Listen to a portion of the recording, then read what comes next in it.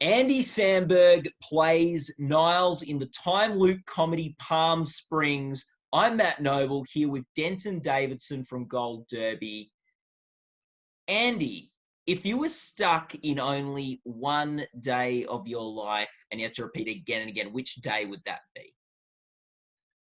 It's a hard one because a lot of my favorite days from my life were also really intense. Yeah. You know, like I loved my wedding day and I loved the day my daughter was born. But I think if I lived perpetually on those days, I might start going crazy. Yeah. So when I've thought about this question, I've often said, it's not that dissimilar from Niles. It would be like a perfect mellow day at the beach. Not too hot, not too cold, water's warm, couple brewskis, a nice picnic lunch, friends and family. Keep it simple. Nice. It sounds nice. So Palm Springs premiered at Sundance. And then when I went to Hulu, it was actually the most watched film in the history of Hulu for an opening weekend. Do you think a lot of people being stuck at home throughout this COVID-19 pandemic sort of helped them relate to it even more than it would in a normal world? Yes, absolutely. I mean, obviously, we're all cinephiles. We were all really excited to see the movie in theaters. We got to see it in theaters at Sundance, and that experience was really exciting, to watch the jokes land and the emotional arcs land. And, you put all that time and work in, and there's something about the collective audience experience that you can't really replicate in any other way. However, we also all know that this summer was going to have a bunch of massive, incredible blockbusters coming out. And our movie, although I think has high entertainment value, was a smaller movie. Our budget was much smaller and it was a little more contained. So I think, I hesitate to say we were lucky regarding anything surrounding COVID because no one's been lucky with that. It's just been horrible. But I do agree with you that I think the movie got a lot more attention than it otherwise might have because people were at home. Honestly, because Hulu was bundled with Disney Plus, because of that whole business side of things, I think there was a big surge. Hamilton came out a week or two before us, sort of set the stage for people really having a home movie experience. We came out the same weekend as the Charlize Theron Old Guard movie, which I know a lot of people watched. We watched it. It was super fun. So it was something that gave it a lot more attention. And I think, I feel really proud of the movie, and I think we really worked hard to make it something that was good, and it gave it a lot more spotlight for other people to see that as well. The movie is an absurd premise in a lot of ways. How did you approach the balance between the sort of comedy and the realness of the film? Yeah, it was a lot of trial by error. A big part of that was just that our writer Andy Ciara, and in conjunction with Max, and then later on with me and Akiva, did a great job of blending a bunch of different genres in a way that didn't feel hodgepodge, but instead felt like they were all sort of working in favor of one another, And for me, who generally speaking does comedy, outside of, more serious moments on Brooklyn Nine-Nine or Celeste and Jesse Forever, which is an indie I did, it was a safe outlet for me to try pushing myself a little further in that department, while also knowing there was big set piece hard laughs in it as well, and just general weirdness and cool quirkiness, and even sci-fi mechanisms, which is my true first love. And as a viewer, all I want to do is watch Raised by Wolves on a loop. So for me to get to do what I know I consider myself to be good at, which is the comedy stuff, while also getting to dabble in sci-fi and dabble in existential indie and dabble in a little bit of drama, was really exciting for me. So really, that's the day you want to repeat, the day you watched Raised by Wolves. The end of that pilot, man. Yeah, that's the day you want to get stuck in. Is there a scene or a moment where that got sort of where you think those things came together really well in the film? Well, it depends which part you're talking about. I think There's a sequence in the movie that I know comedically is where we really clinch it, which is when Sarah Miliotti's character decides to give herself over to the loop. And we do sort of an extended sequence of them just kind of doing the fun and games. Frankly, if you're a scriptwriter, like the wish fulfillment section for the trailer stuff, where, you know, there's the bomb and the cake and they crash an airplane because they know there's no consequences. That dream come true of like, what if you could do anything you wanted and none of it mattered? You know, I think that is really where we stuck the landing comedically. But in terms of the other stuff, I think, I mean, for example, one of the things that excites me the most personally about the movie is the moment when Niles and Sarah see the dinosaurs.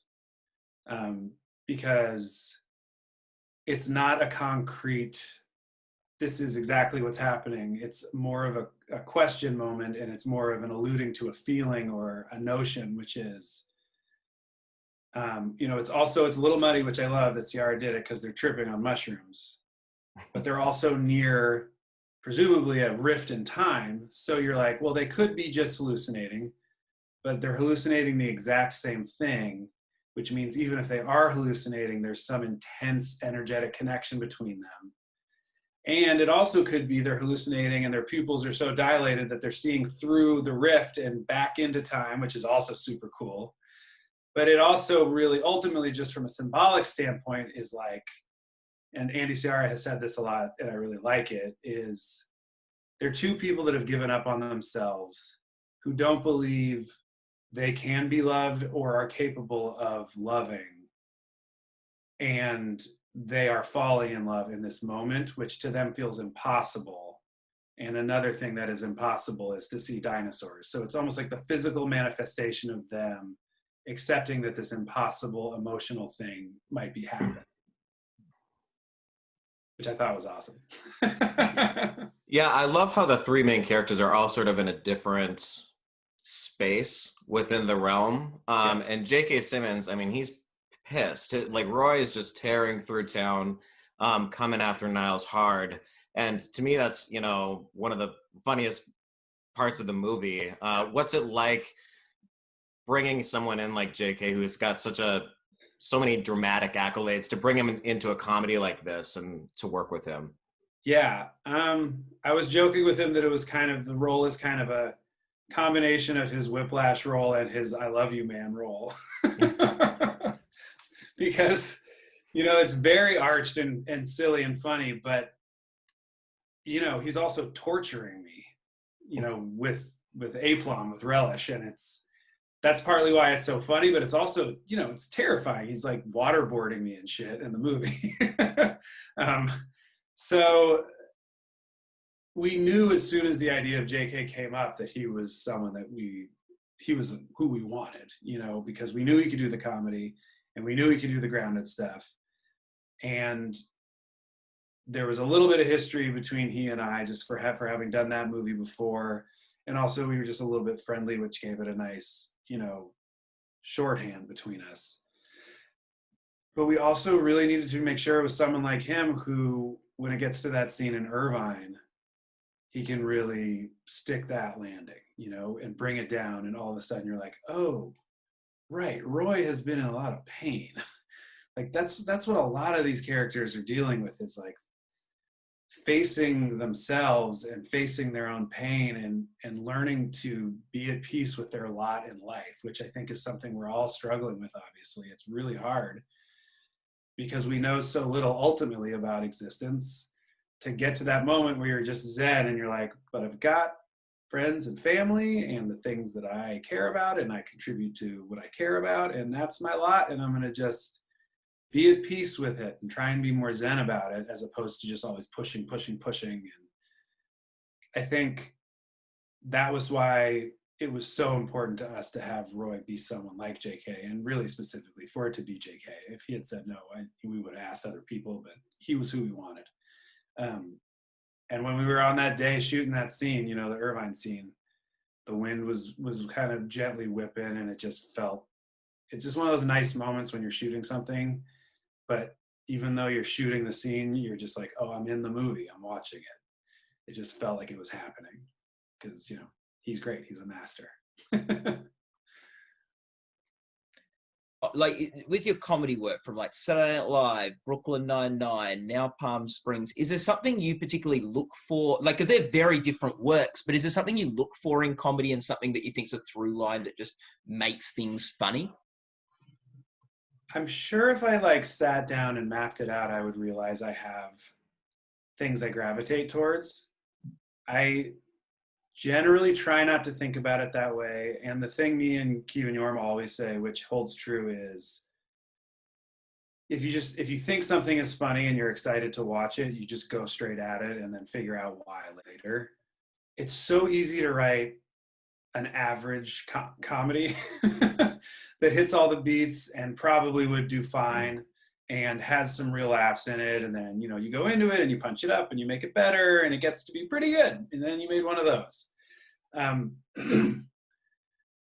But the search for us is always finding something where we're like, whoa, like, I don't know if I've even seen that one, you know? So like, and it oftentimes will, you know, be something where you don't get appreciated for it till a while down the line. But for us, and forgive this, artistically, as comedians, we have trouble resting on our laurels. We always want to be doing something that makes our head kind of tingle and be like, fuck, I don't know if we should do that. I don't know if we can get away with it, but I have to say it's making me really laugh right now, so we should probably pursue it. A perfect example of that for me was me and Akiva put out this super weird niche, like musical poem on Netflix last year about the Bash Brothers, who were Oakland A's players from our childhood. And we knew it was for no one, you know, but we just kept thinking about it, and we kept like sneaking into the studio and writing more songs as those guys. And all of a sudden we put together a whole project and put it out, and it was worth it because we felt happy and excited while we were making it. And you let the chips fall where they may after that. Andy Ciara wrote the script for this, which is great. Did you have a relationship with him prior to this, or was this your first time working with him on a film? I had not met him or Max before this. Okay. I was sent the script, you know, kind of cold through agents. And I read it and immediately was like, oh yeah, yes. I'm pretty sure I've said, and I think this is true, the moment in the script where Niles and Sarah are about to hook up and then Niles gets shot with an arrow, that was always for me the moment reading it where I was like, oh, I'm gonna do this. And is there a difference when you're just being cast in something and then you're like, no, I'm gonna produce this? Yeah, the difference was that, you know, that it didn't have a producer.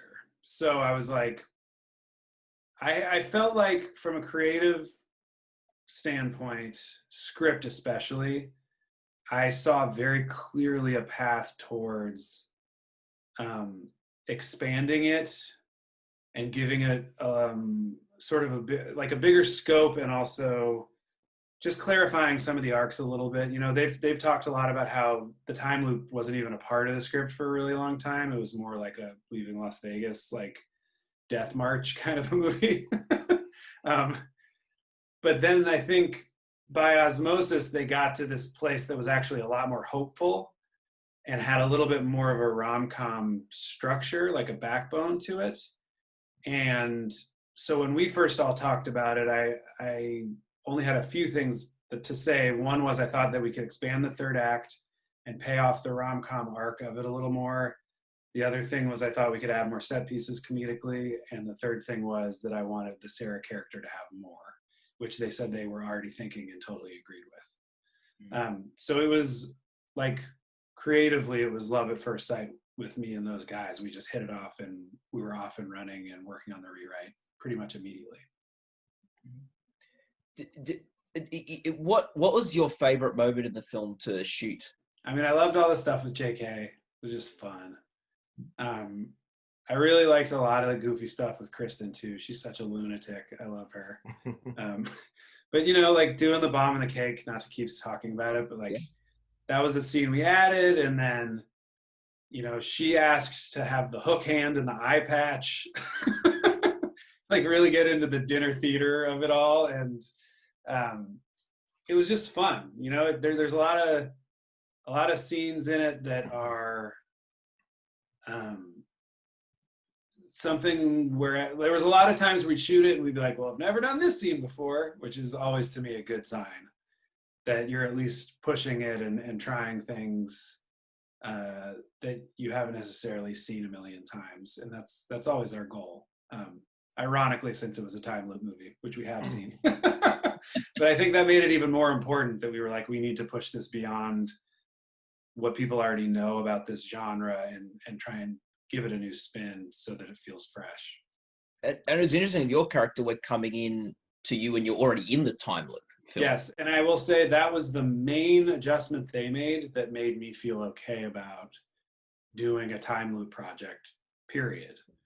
And you know, when we signed on to it, I was like, well, there's Groundhog Day and there's Edge of Tomorrow, but this is like the comedy one that's not the Groundhog's Day one. It's like, it's the dirtier comedy one, you know, it's a little edgier. And then after we signed on to the movie, I think Russian Doll, Happy Death Day, I think a few others all started getting announced and coming out, and they were all good. And we were like, fuck, should we not make this movie? What are we doing? But we kept thinking about it. You know, it's just, a lot of people talk about that I know that work in entertainment, where they're like, there's just something about that one I couldn't shake. That was this for me and for all of us. So we just plowed through, and it worked out.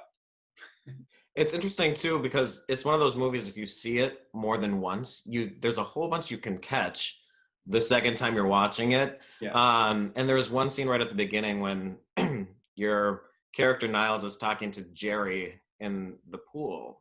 And Jerry's someone who, you know, I think we call them entanglements with at some point in the film. But he sort of hints like, oh, like, you know, anything could happen today. And Niles is like, not today. So it really makes you wonder, is there anyone else in the loop that we're not really seeing in the loop throughout the whole film? Well, we never decided on that definitively. I know there's a lot of speculation about Nana, because we added a scene towards the end, which was a scene initially intended just to remind the audience that Sarah had lost her mother, which, you know, is a very traumatizing thing, especially when it happens to someone at a young age. And not that it excuses bad behavior, but it's the kind of thing that can really spin a person out and affect their personality and how they view themselves within the world, feel kind of untethered, and especially her dynamic within her own family. The fact that her dad remarried and she now has a sibling who has both parents, you know, all of those things, even though the movie, generally speaking, is pretty light, the subtext of that is pretty fucking heavy for her character. So I thought it was important to remind everyone of that sort of right towards the end, especially right after Sarah does the day, quote unquote, right, and is there for Tala, you know, and is the model sister that she always should have been, to show that she's grown that much. Excuse me.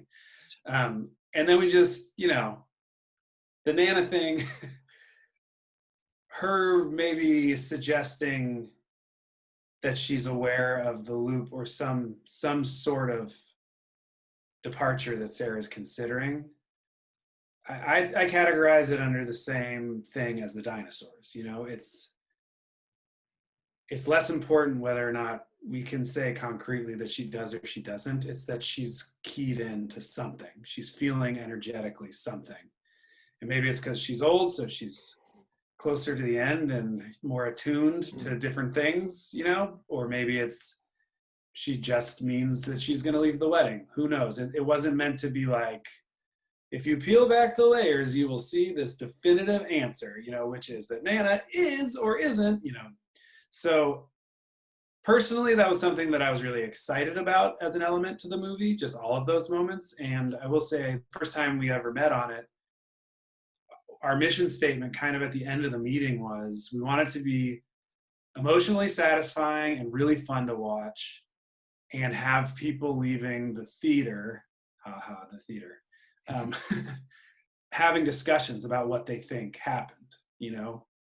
And that goes for the dinosaurs, that goes for Nana, that goes for whether or not they got out at the end. You know, there's all these different key sort of pivot moments that speak to that feeling. And the thing we kind of loved about it, even in our own inner circle creatively that we're making the movie, was even within us, everyone had a different opinion about what was and wasn't happening. And it really fascinatingly starts to show you like people's worldview a little bit. You know, beyond just glass half full, glass empty, but partly that too, like how they view themselves, how they view relationships and marriage and, you know, commitment in general and all of those things. And it became really fun in that way. Yeah. Yeah. Where people ask the question, where do they get the bomb for the cake? Like, it's just all those questions that people leave the movie with. They get the C4 from Spuds, the guy who left the gun range. That's and I believe that was in the script, and then we lost whatever scene showed you the C4 because we had such a tight schedule. Yeah. But yes, that is a definitive answer, and it was addressed in the script. There you go, an exclusive at Gold Derby. Andy, thank you so much for talking to us today. Just to finish off, for people who may have not seen the film yet, or for award voters that are considering voting for Palm Springs, what is the one sentence you have to convince people to see the film or vote for it?